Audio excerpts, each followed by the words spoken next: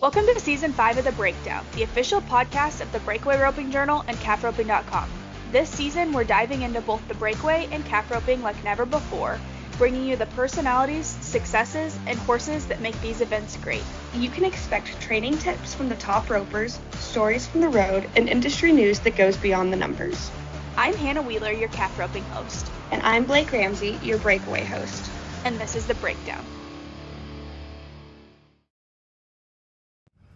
Hey everyone, welcome to another episode of the Breakaway Breakdown. This is your host, Blake Ramsey, and on this episode, I sat down in person with Linsay Sumpter, the commissioner of the Premier Women's Rodeo. We talked about all things PWR, we talked about the Breakaway Roping Showcase at the Run for a Million, we talked about their upcoming road to the championship, but we also just talked about Linsay. She's been doing some really cool things in the industry and is getting recognized for them with things like the Tad Lucas Award and the Annie Oakley Trailblazer Award. So I hope you enjoyed this episode. It was extra special for me because I grew up in Southeast Colorado, where Linsay now calls home, and I got to grow up around her and with her coaching and influence. So to be able to sit down with her and just talk about what she's been up to was really fun. I hope you enjoy it. Roping.com is where breakaway ropers go to get faster. Watch full practice sessions with the ropers winning right now and learn what works. From scoring, swing, and delivery to position and mental game.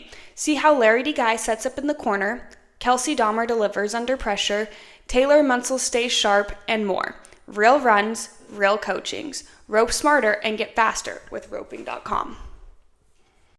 Miss Linsay, how are you today? Ooh, I'm fantastic. Another beautiful day in Southeast Colorado. I know. Welcome back. Welcome home. Thank you. It's good to be home, I suppose, if you think Colorado is the best place to be. It is. Southeast Colorado offers you less and gives you more. You know, that's true. Mm-hmm. And I got to grow up with people like you, who now I went from, you coached on me, I idolized you, now we're co-workers in the same industry. Yes, I love it. It's fun. It's fun to watch. It's fun to watch you grow and all these young, talented individuals that I've known were young and talented for so long grow into professionals in the industry is fun. Yeah. It's good to see. It's fun to sit down with somebody who gave me such a passion for the breakaway roping, because I thought I was going to be a Betty for the longest time, and you put some sense in between my ears. Well, you're welcome. No, I mean, I remember, like, your family around here, when I first got here, there's a little rodeo that they have kids racing on ponies on a track. It's not safe. It blows my mind, and you guys would come and practice every once in a while, and I'm like, this is not safe. It wasn't safe. Yeah. We live and we learn, and now we rope calves and we don't run horses. Much safer.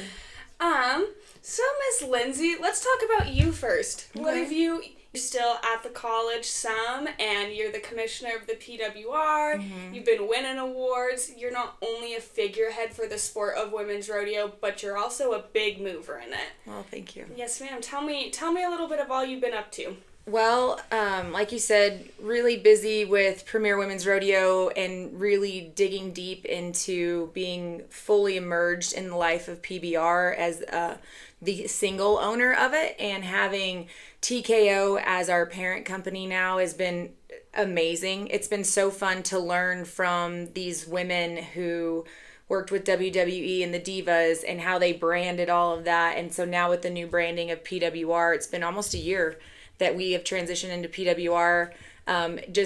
It's been fun because I'm kind of a lifelong learner. I do believe in, that you can learn something from everybody. And so to be immersed in that culture and to be immersed in the PBR's culture, again, 100%, has been really just a blessing. Busy with the boys. They're rodeoing, they're junior rodeoing and learning to rope and really kind of digging into the rodeo life. Football's about to start. School just started. Like you said, this is my 18th year at Otero College. I've transitioned into faculty.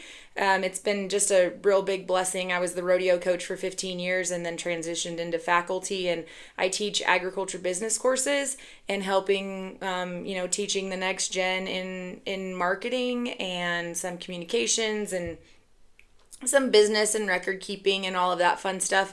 And I get to work with them vocationally, so I don't necessarily have to be here in La Junta, 8 to 5 every day, and it just fits great in the schedule. And so being able to continue my career at Otero is important. I'm very near and dear to my heart here, and this place has given me a lot. So want to continue that relationship as long as we can. And then roping. I saw that. You got to go some. Yeah, I've been roping right now, making the Colorado Pro Rodeo Finals in the mixed team roping and the breakaway. So hopefully in a couple more weeks we can go to Montrose and win a little money in the breakaway and the team roping at the CPRA Finals. And we just got done with Run for a Million, doing some TV stuff. So just a few things. I'm not busy. Not busy at all. No, just a few things. Casual walk, not a sprint through life. Yes. If you don't know, if you don't know where I'm at, you can't catch me, So if I'm on the move all the time, it's harder to catch me. Yeah. Can't hit a moving target. I'm glad I nailed you down, though, for today. You just won the Tad Lucas Award, which is presented to women in rodeo, women in the industry who have extraordinary characteristics that uphold the Western heritage and lifestyle. Tell me about that honor. I asked them if they had called the wrong number. What an amazing honor to receive the Tad Lucas. Tad was one of the women who was influential in the start of the GRA. She was not only a bronc rider, but a trick rider, and she helped produce rodeos, and she was just instrumental in the rodeo business of all sides of it, from being a contestant to being, instrumental in building what is now the WPRA. So I really was shocked. I just kind of don't feel like I've done enough yet to deserve these awards. And then I look back and see some of the things that I have done, and I'm like, okay, well, maybe I have started to make my mark on the industry and to help promote women in the industry and to help build up more opportunities for women in the industry. And so I'm just incredibly blessed and thankful and honored to be able to carry on that tradition. Larry D was awarded it last year, and she's a trailblazer for women in breakaway roping and women in rodeo. So just to follow some of these women who have won it in the past, my Aunt Cindy has won it, and she's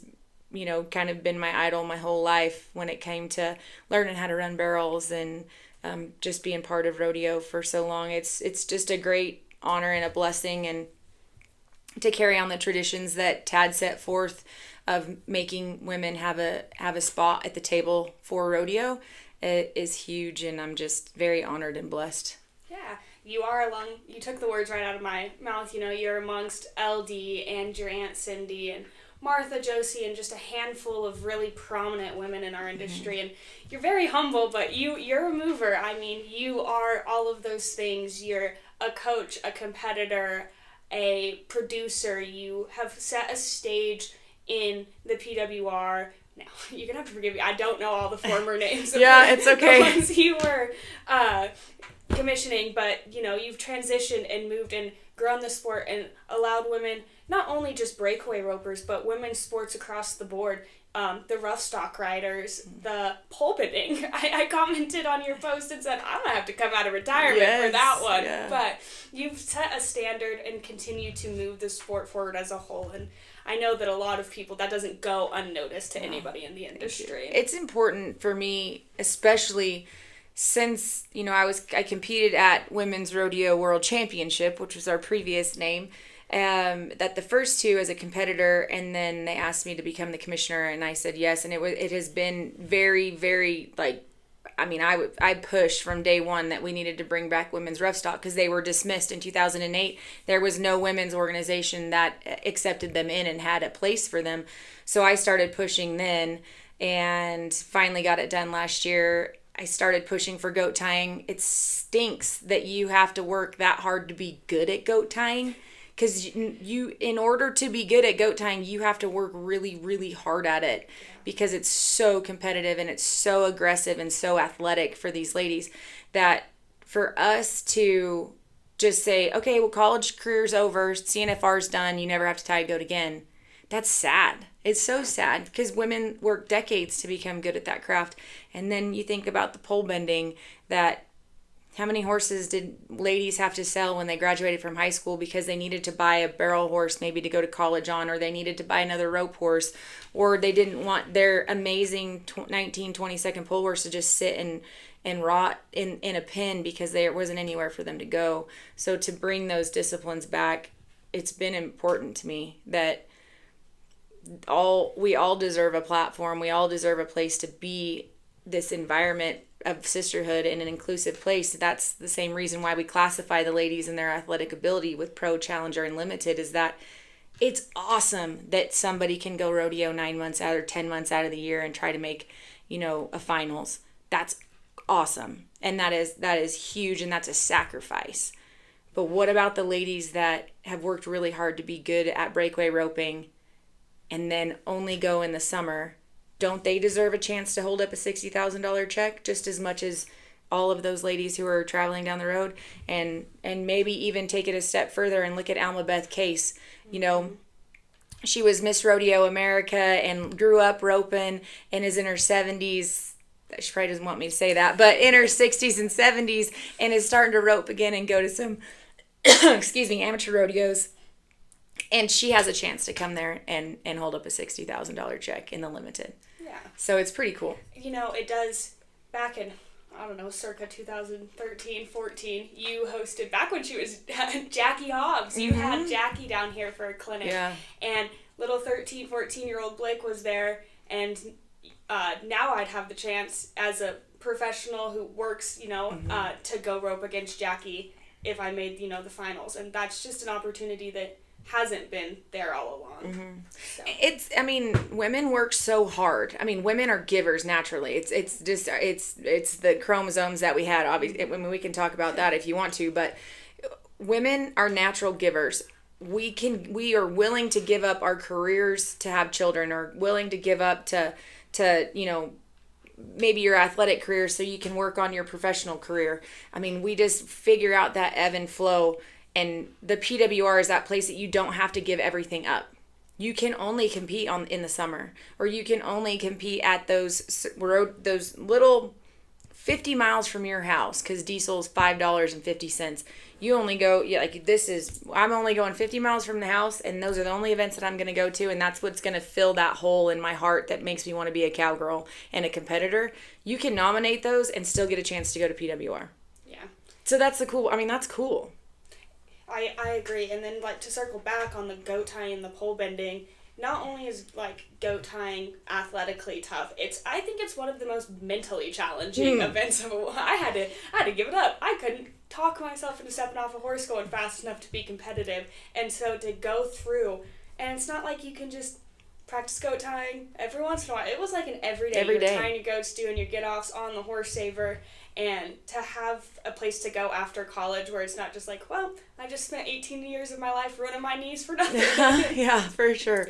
I was a hardcore goat tyer. I loved tying goats, and it was one of my favorite things. And now I'm like, what the heck was I thinking? I should have really poured into everything. Didn't matter what I was doing. I was all in, but shoot, maybe I should have been more of a basketball player at that point instead of just a cowgirl in high school. And I think it's cool that the PBR believes in what we're doing, and every time I throw out a harebrained idea of adding another discipline, which is more expensive and it costs us more and it takes more time and more man hours to kind of make it all happen at the finals, I give them the pros and cons, and then they haven't told me no yet, so I think I'm out of disciplines, though. Yeah, well, we could always come up, the knot tying or something, a double mugging. What are you, you're going to add the pole bending, why don't you add the keyhole and the flag race? I'm like, don't tempt me, I might, you never know. Add the tie down. Yeah, that is for sure one that, we would potentially consider. It's just, I think you get to a certain circumstance of, pole bending is pretty easy because it's easy to follow. It's a timed event, fastest time wins. And then if you are an animal lover, you've seen dogs do agility races that are weaving through poles. It's a very similar concept. It allows another speed event. And so, when you have the team roping and the breakaway, you kind of, if you think about the flow of a rodeo, if you have 2 rough stock, 2 roping, your kind of outlier is that goat tying of, kind of this weird event, and then 2 speed events. It just makes everything pretty cohesive and flow that way. Yeah, that's a very, producer marketing. Yeah. It makes sense when you say it out loud like that. Yeah. You also are receiving the Annie Oakley Trailblazer Award, which is presented at the National Cowboy and Western Heritage Museum to women who demonstrate grit and entrepreneurship in the American Western lifestyle. That's coming up in November. Tell me a little bit about that and what that means to you. That's pretty cool. That was another one of those, are you sure? You sure you got the right number? But, just think Annie Oakley. She's like the ultimate cowgirl. And she's the ultimate trailblazer. She was doing things in the Wild West shows that men were doing, and she was, taking over the show. Everyone knew who she was and following her, and then to be honored with the Trailblazer Award is so special. And it follows suit with the Tad Lucas, but then at the same time, here's Double D Ranch is getting, the Annie Oakley Award, and just to be in the same room as those 2 sisters who have changed Western fashion, in their own right is just neat. And I'm just, all of these things kind of happen and you don't really understand or know why. And when you're in the trenches and you're working and you just have your head down and you're grinding away, you don't think that people notice that these things kind of make you stop and take a deep breath and just feel truly honored and blessed that people do see the fruits of your labor kind of at this point, and I never, when my grandpa got the Ben Johnson at the National Cowboy Museum, I never thought that I would be in that room going to walk on a stage to get one of those awards. I was of the generation that your rodeo career, if you weren't a barrel racer, was over after college. And so to think that being able to build a platform that it doesn't have to be over, and not on my own, absolutely not. We have an amazing crew, the amazing crew with PBR and WCRA who built women's rodeo. Sean Gleason and Gary McKinney went on network television when Jackie held up a $50,000 check in Chicago and said, women are underserved in this industry and we're going to change it. We're going to add the biggest all-women's rodeo in the world. And sure enough, they did. And then I've been blessed to be the commissioner of it for the last 5 years and kind of lead this forefront, of making there be a place for women with equal opportunities, and you don't have to stop. You don't have to quit, because I've said it and I've been quoted, rodeo is the worst drug in the world. There is no rehab that takes it out of your blood. And you can try to quit and it will always suck you back in every time. And so for organizations like the Annie Oakley Society and, the National Cowboy Hall of Fame and Museum to see what we've been doing with PWR and just being the lucky one that is in the forefront, I think is pretty cool. Annie Oakley, a trailblazer, and she did it, and she was Billy the Badass. She was. But she also, I'm big history buff, but kept that femininity to her, and so she didn't have to give anything up to be a trailblazer, and I think that you and Double D sisters, they're trailblazers with your femininity still intact. You don't have to go and be anything that you're not. Yeah, absolutely. I'm very guilty of being the one that's probably going to wear something crazy or something different. Very guilty of never even backing in the box. I had this shirt. I picked this shirt up the other day. I was up in a perf and I'm like, I wonder if I could rope with it. It had fringe all down the arms. I'm like, I wonder what this would feel like. I should practice with fringe on my arms before I go rope, because I'm not sure that this is a good move. Here I throw my rope and it tangles in my fringe and my rope doesn't go, or my whole shirt goes or something. I feel like I should practice. But definitely just blessed and lucky to be part and just be in the same room as these people is pretty cool. Yeah. Let's give a little bit more platform to what you're doing in the PWR. The Run for $1 Million just happened. big cow horse cutting, reining extravaganza. What an event. And you got to put breakaway ropers right in the middle of it for the inaugural breakaway showcase. And they got to compete for $50,000 added. Yeah, $50,000 added. And there's 20 girls, and they got to qualify different ways. But tell me how you and the PWR and PBR got to put women's breakaway and a rodeo sport in front of the show world. The show, yeah. I mean, what an amazing event. Hats off to Taylor Sheridan and his entire crew. I cannot take credit for this. I will tell you that I got a phone call from our fairy godmother, Pam Minnick, and she said, I gave your number to a dear friend of mine, Cheryl Cody, and she's going to call you. The Run for a Million is thinking about having a breakaway. Say less. You tell Miss Cheryl to call me, and I will make it happen. Whatever we need to do, and that's pretty much how it transpired. We got on a call. Sammy Joe and I got on a call, and we talked to Cheryl and Savannah and asked what they wanted and what their vision was behind it. And they kind of said, well, how much money would it take to get the girls there? And I said, 25,000 would be the best one header that they've been at in a long time. She says, what about 50? I said, they'll be there. And then she said, well, I want to set it up that, you guys kind of manage all of that. So I don't care how you want them to get there, but you handle that. So, a couple Zoom meetings later, we came to the consensus that we would invite the PWR World Champions from 2026 in the pro classification, the limited, and the challenger classification. We would take the current leaderboard number 1 in June in the pro, challenger, and limited in the breakaway. So that really dug deep into the classifications and letting everyone be represented at that event. We had a qualifier at the last chance qualifier for PWR Championships, kind of a qualifier in a qualifier. Mm-hmm. So we had a last chance qualifier, and then we had a PWR Run for a Million side pot, and so we brought aggregate ladies from there, and then ladies in the aggregate from the PWR Championship. So really, it opened the doors for a lot of people to be there, and then they were adamant about making sure that the WPRA was represented, which Cheryl was old when the WPRA had women's rodeo events, and it was the PWR, PWRA, I think it was Professional Women's Rodeo Association, I think is when they had the rough stock and all that. So Cheryl used to go to those rodeos.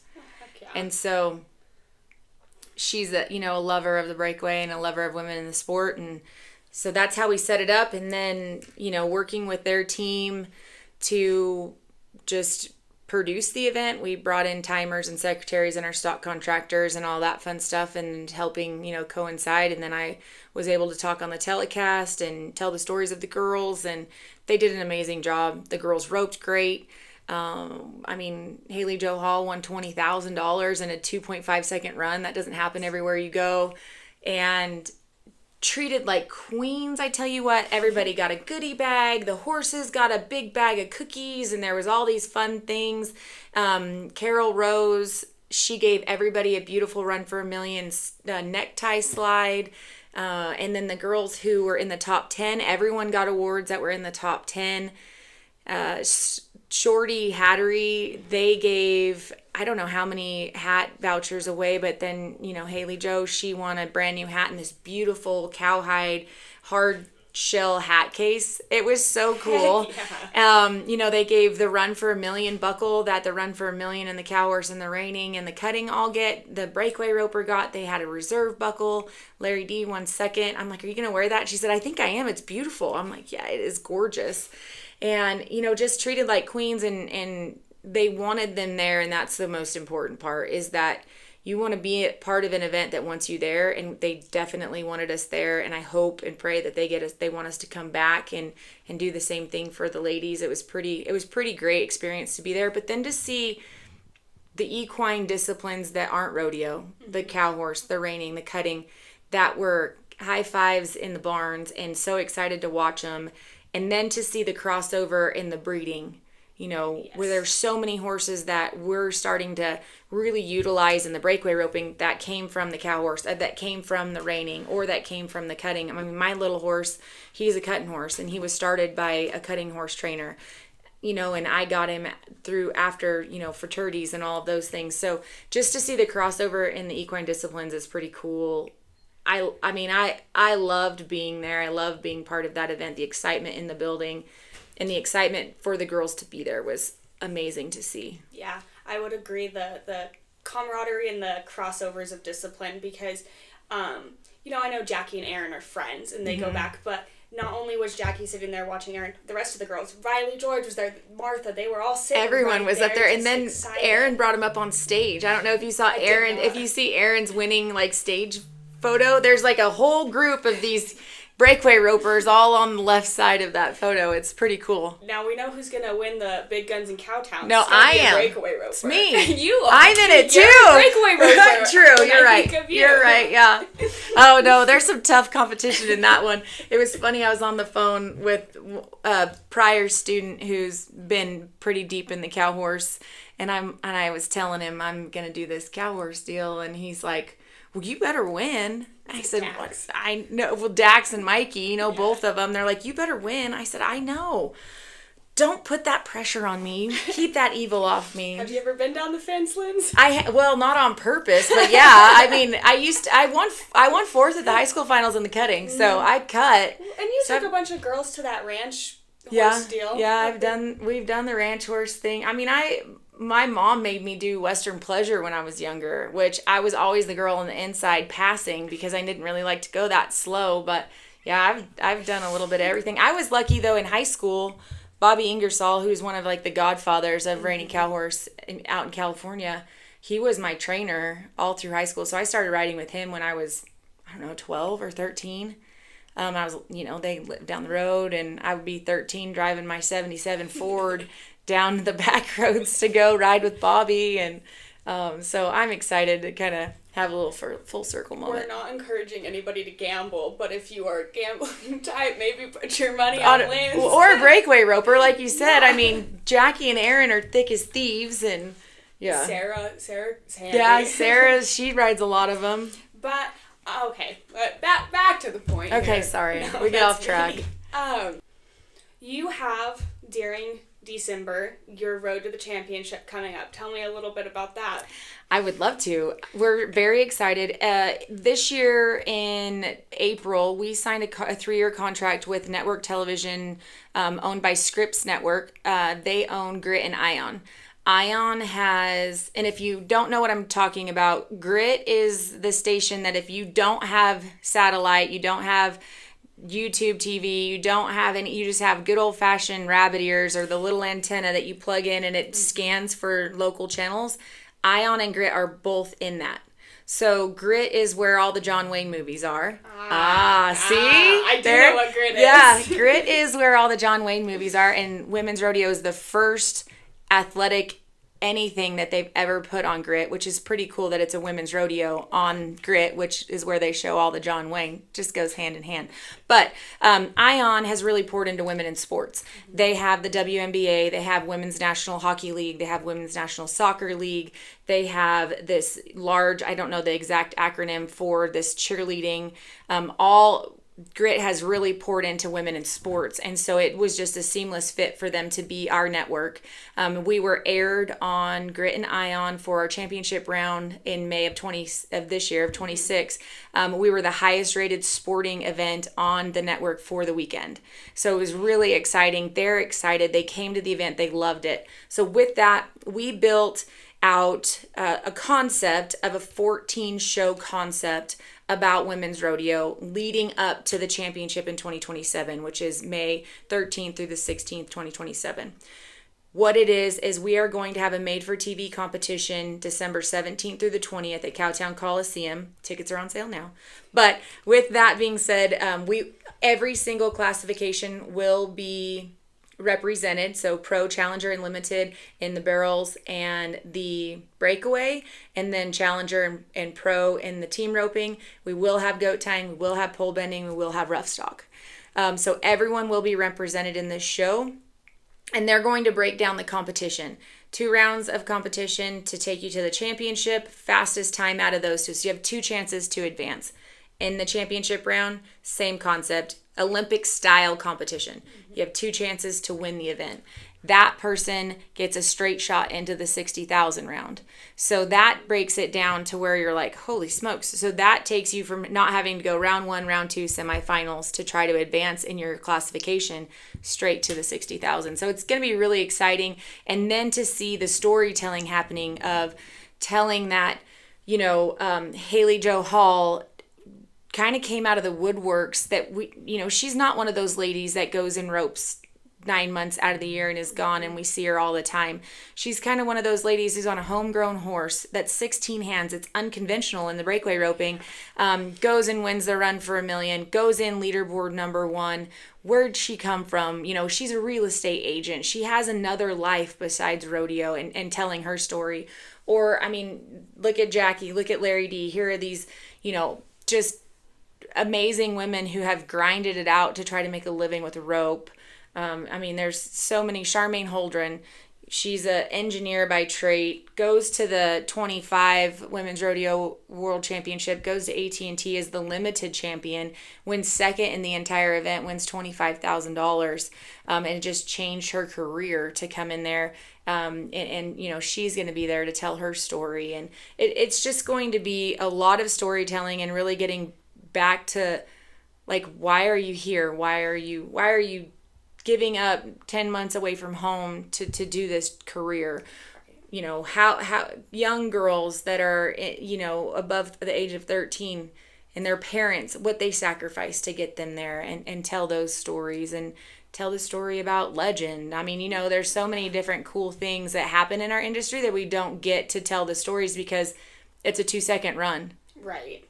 And I think from my perspective on you talking about it, it gives you the chance to give you somebody to root for, and even so, the limited and the challengers who aren't gone all the time, then you still know their whole background. It's not just like, oh yeah, I've heard of Jackie and Martha and Riley, but you also now have heard of these girls and you get to root for whoever. And then when it comes back to the girls who go year long, you know a little bit more about them and what they're sacrificing so that you can root for them all year long. Yeah, absolutely.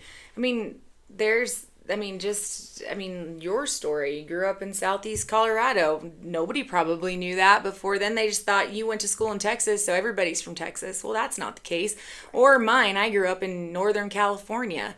I'm not from Colorado. I don't live in Texas, and there's cowgirls from across the country, and tell Danielle's story. There's just so many, and you guys at the Breakaway Roping Journal do so well of that storytelling, and that's why you have so much success, because people do care and they want to know how many kids you have and where you did come from. Like, did you grow up in a rodeo family? Nope, first gen.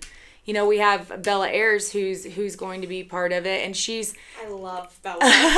She didn't grow up in a rodeo family. She was a dang Westerneer, and she would go to Denver and wear, the red outfit and ride around carrying a flag and doing drill teams, and comes to me at 17 years old and says, I want to be a breakaway roper.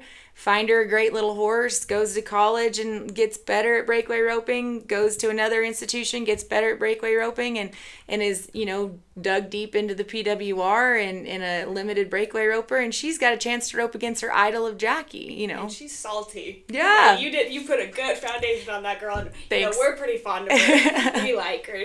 Yeah, well, I am too. But, just to be able to tell those stories of we didn't all grow up on a ranch. We weren't all that lucky to have a family that was able to give us all the things that we needed, or work for all the things that we needed. My first horses that I grew up on all were bucking horses and had bucking horse brands on them.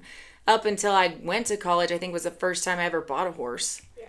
And so it's just cool to be able to do that kind of 60-40, 70-30 of, here's these girls roping and look at how amazing they are, and then here's 2 minutes. Let me tell you more about whoever. Right. And so that's what this show is going to be. It's going to, like I said, we will have the event in December, and then they'll do the TV magic. We've had great producers that have been working on this since I don't know, since April, since we signed the deal, on just concept and what they exactly want. They chose the girls. They went in and did all of the grunt work and had the girls come do a big kind of car wash situation during the finals, and they picked the stories that they really liked, or women who are maybe a little bit better in front of the camera and a little more boisterous with the way that they speak. And but it'll start to air probably in February. We don't have a true air date yet, but it'll run February all the way to the finals in May, and then the championship rounds will air on Ion and Grit as well. Heck yeah, that is super exciting. It's only 126 million homes. So nobody needs to be stressed out about being on TV when it's just 126 million homes that you will be put in front of. Okay, one last question for you. Okay. I like to quote bait people, so I have viral moments. Oh, great. I'm pretty bad about a good old quote bait viral moment, because I'm kind of like this is how the cow ate the cabbage kind of girl, you know? I know. Yeah. If who wants to pursue rodeo in any sort of capacity, what advice do you have? Find a mentor. Find that person that you want to be like, even if you don't know them, and kind of dig into it. Find an avenue. Go to clinics. Go to roping schools. Go to the neighbor who actually has cattle that they rope, and if they team rope, like, just find those people. You can learn something from everyone. If you're lucky enough to be able to go to a Jackie clinic or a Larry D clinic, or anybody, I put clinics on, Casey Kobza, I don't care who it is. You can learn something from everybody and dig into that. Don't be scared to spend the money on a school if you really want to become a breakaway roper. I don't think I was on Bella Air's radar. And then it was, the Kevin Bacon 7 Degrees from Separation on how she ended up at my doorstep. And she's texting me right now on how to come back and practice before she goes somewhere. It's just find that person that's close to you. They don't have to be the world champion. They can be just the little gal that goes to some rodeos on the weekend. You can learn something. And don't be scared to ask questions. Don't be scared to go up to somebody that you don't know or that maybe is your idol, because I promise you, there is not a soul in this industry that doesn't want to continue it to grow. Every single one of us wants there to be 100,000 breakaway ropers in the world, like there is in the barrel race, because you can be a 40 barrel racer and still have a lot of success. You can be a limited breakaway roper and still have a lot of success. So really, don't be scared to ask questions. Don't be scared to walk up to somebody and stick your hand out there and be like, "Hi, I'm Lindsay. I would like to ask you some questions about breakaway roping. How do I get started? Where do I find a horse? Where do I, it's just one of those deals." And if you want it bad enough, it doesn't matter if you want to be the best hockey player, if you want to be the best basketball player, if you want to be Caitlin Clark and Sophie Cunningham. If you want it bad enough and you do it, I'll see it and I'll help you. Right.